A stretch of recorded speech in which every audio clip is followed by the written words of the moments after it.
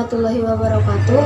Perkenalkan, nama saya Siti Inaya Zulfa, Program Studi Manajemen Pendidikan Islam 1A, Fakultas Agama Islam Universitas Singapura Bangsa Karawang dengan NPM 2110631120033. Saya di sini membuat video ini dengan tujuan untuk memenuhi tugas mata kuliah Pendidikan Kewarganegaraan dari Bapak Bambang Suteja SH.MSI.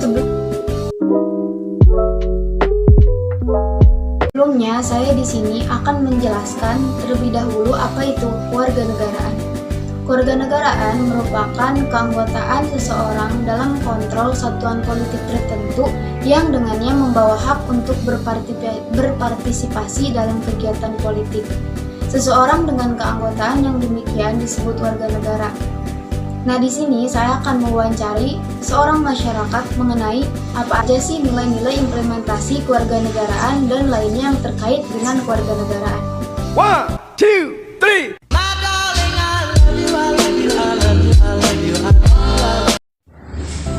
Assalamualaikum warahmatullahi wabarakatuh. Waalaikumsalam warahmatullahi wabarakatuh. Perkenalkan, nama saya Siti Inaya Zulfa. Di sini saya sudah bersama dengan narasumber. Baik, Bapak silahkan perkenalkan dirinya. Terima kasih, Neng mahasiswa. Nama saya Sodikin, tugas sebagai pendidik di SD Negeri Cibalong Sari 1. Terima kasih.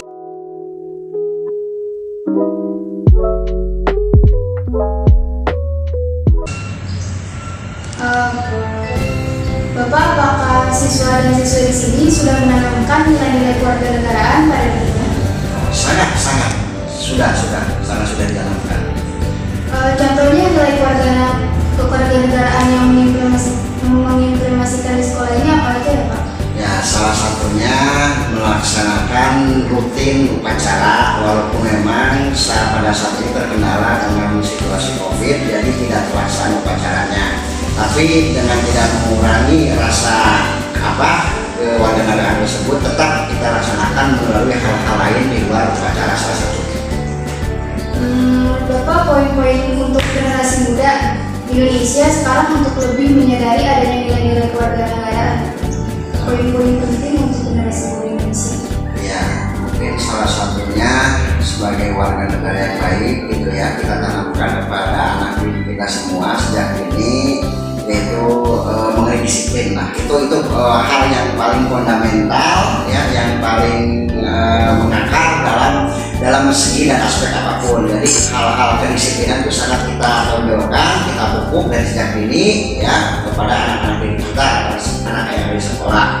Nah, disiplin menjalankan tugas piket, disiplin dalam menjalankan tugas-tugas atau materi yang diberikan oleh guru. Nah, itu salah satu bentuk sikap terhadap ya sebagai warga negara yang baik lah gitu kan. Terus memahami aturan dan tata tertib sekolah, jangan sampai ada pelanggaran-pelanggaran yang dilakukan oleh siswa-siswa tersebut. Mungkin itu salah satunya. Baik, Bapak, terima kasih atas waktunya. Cukup sekian. Wassalamualaikum warahmatullahi wabarakatuh. Waalaikumsalam warahmatullahi wabarakatuh. 1, 2, 3.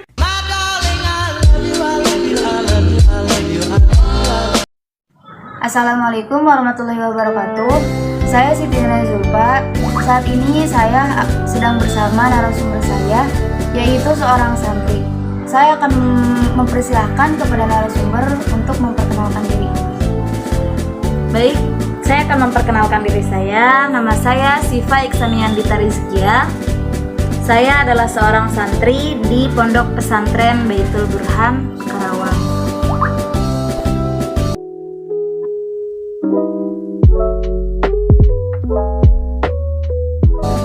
Pada kesempatan ini, saya akan mewawancarai terkait dengan pendidikan kewarganegaraan. Baik, Teh Siva, bagaimana menurut Teh Siva sendiri sebagai seorang santri, apakah sudah memahami dan melaksanakan hak dan kewajiban sebagai warga negara? Saya akan menjawab pertanyaan dari Teh Siti Inaya Zulfa. Menurut saya sendiri, suatu negara pasti ada yang mendudukinya. Biasa disebut dengan warga negara. Setiap warga negara pasti memiliki hak dan kewajiban sebagai seorang warga. Di Indonesia sendiri, Hak dan kewajiban seorang warga negara Indonesia itu diatur dalam sebuah konstitusi yang tertulis, yaitu Undang-Undang Dasar 1945 pada pasal 25 hingga 35. Saya sendiri sebagai seorang santri, soal memahami hak dan kewajiban, alhamdulillah saya sudah memahami. Apa sih kewajiban dan hak seorang santri? Hak-hak seorang santri itu sama seperti hak warga negara. Kalau memang di satu tempat memiliki peraturan, maka itu peraturan tersebut disebut dengan hak dan kewajiban. Hak dan kewajiban tersebut harus dilaksanakan dan dipenuhi. Contohnya dalam pondok pesantren dilarang untuk berzinah atau yang namanya bersentuhan antara lawan jenis laki-laki dan perempuan. Sebagai seorang santri harus menaati peraturan tersebut karena itu adalah salah satu hak dan kewajiban seorang santri. Ya, sama seperti hak dan kewajiban seorang warga negara Indonesia. Selain itu, hak seorang santri itu memiliki fasilitas yang layak, harusnya memiliki fasilitas yang layak.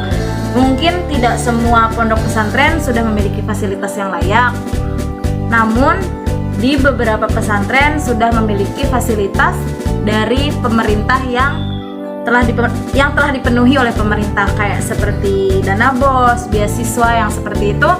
Sekarang hampir semua pesantren memiliki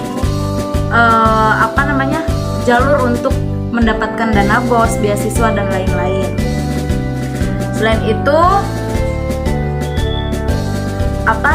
hak seorang santri itu mendapatkan pelajaran yang sama dengan pelajar yang ada di luar, kayak contohnya seperti mempelajari ilmu-ilmu formal yang seperti PKN, IPS, IPA, terus bahasa Indonesia, bahasa Inggris. Itu adalah salah satu hak dan kewajiban sebagai seorang santri. Jadi seorang santri tidak hanya mempelajari ilmu agama saja, tapi ilmu formal pun harus dia dapatkan. Santri itu tidak hanya membela agama, tapi juga harus bisa membela negara. Dari santri untuk negeri. Baik, untuk pertanyaan yang kedua, upaya apa saja nih Teh yang dilakukan seorang santri untuk meningkatkan nilai cinta tanah air dan rela berkorban demi nusa dan bangsa? Nilai-nilai cinta tanah air dan rela berkorban demi nusa dan bangsa. Di kalangan santri, kata gotong royong itu udah hal yang gak aneh. Karena apa? Kehidupan seorang santri itu bersama-sama. Dia gak kenal dari kecil tapi harus disatukan. Jadi tidak mengenal sikap satu sama lain, tapi harus menghargai sikap satu sama lain.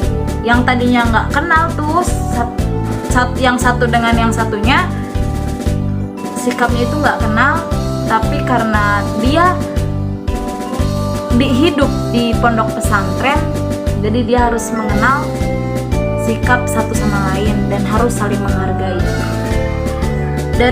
Dari sikap gotong royong tersebut pun udah termasuk cinta tanah air. Karena apa? Dari sikap gotong royong itu menimbulkan rasa persatuan dan kesatuan bangsa. Karena kalau nggak ada gotong royong, kita nggak bakal hidup rukun. Kalau kita nggak hidup rukun, mungkin persatuan dan kesatuan kita akan hancur. Dari hal yang kecil, di kamar pondok pesantren itu selalu ada yang namanya kegiatan piket kamar atau piket untuk membersihkan kamar. Jadi ada jadwal di mana dia membersihkan kamar. Dalam satu kamar misalnya ada 30 orang. Yang 30 orang itu dibagi beberapa kelompok dan setiap kelompok akan diberi waktu untuk membersihkan kamar. Dari kegiatan tersebut itu salah satu kegiatan gotong royong yang ada di pondok pesantren. Kalau yang lebih umumnya lagi itu membersihkan asrama, terus bahkan sampai keluar asrama, lingkungan yang ada di sekitar itu kita melakukan gotong royong. Jadi santri itu benar-benar yang dilakukan itu benar-benar bersama-sama. Nggak ada tuh yang namanya membersihkan satu tempat tapi hanya sendiri-sendiri gitu, individu itu nggak ada. Yang dilakukan seorang santri, apapun yang dilakukan seorang santri itu bersama-sama. Makan pun harus mau rela berkorban untuk temannya, apalagi untuk negara. Terus kita harus cinta produk Indonesia ya. Jadi harus memakai produk Indonesia. Yang dipakai seorang santri itu pasti produk Indonesia. Karena apa? Santri itu selalu memakai, kalau santri putri itu selalu memakai sarung yang seperti saya pakai. Ini namanya bahasanya kalau di santri putri sinjang ya. Dia itu bahannya kain dan ukirannya itu batik. Jadi itu sangat jelas cinta tanah air. Kalau rela berkorban, ya rela. Mau upacara bendera, upacara hari santri. Karena emang walaupun gitu kan kegiatan santri padat, tapi tetap setiap hari Senin harus melaksanakan upacara bendera merah putih. Pertanyaan selanjutnya, apakah pendidikan kewarganegaraan mampu untuk meningkatkan semangat kebangsaan bagi warga negara Indonesia pada umumnya? Menurut saya sendiri, pendidikan kewarganegaraan itu sangat penting. Karena tanpa adanya pendidikan kewarganegaraan, kita tidak tahu tuh isinya negara itu apa, konstitusi negara kita itu apa. Bahkan jajaran-jajaran pemerintahan kita nggak akan tahu. Jadi pendidikan kewarganegaraan ini bisa dapat menjadi cara untuk meningkatkan semangat kebangsaan bagi warga negara Indonesia. Karena apa? Karena dengan pendidikan kewarganegaraan tersebut kita dapat diingatkan kembali untuk selalu cinta tanah air, selalu menjalankan hak-hak dan kewajiban yang baik, dan untuk selalu menjaga persatuan dan kesatuan negara Indonesia.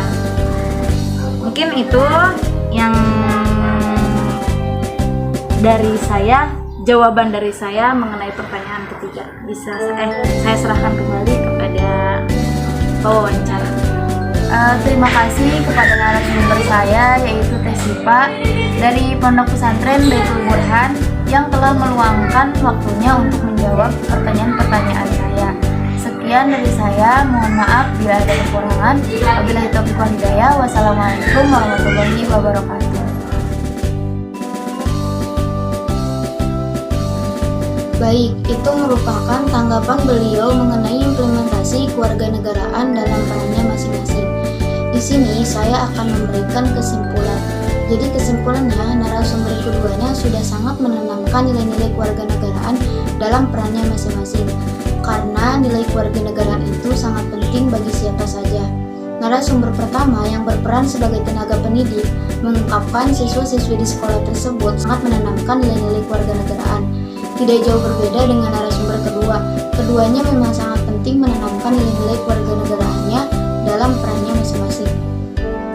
Mungkin cukup saja, semoga bermanfaat. Mohon maaf bila ada kesalahan dan kekurangan, karena saya masih dalam tahap pembelajaran. Wabillahi taufiq wal hidayah. Wassalamualaikum warahmatullahi wabarakatuh.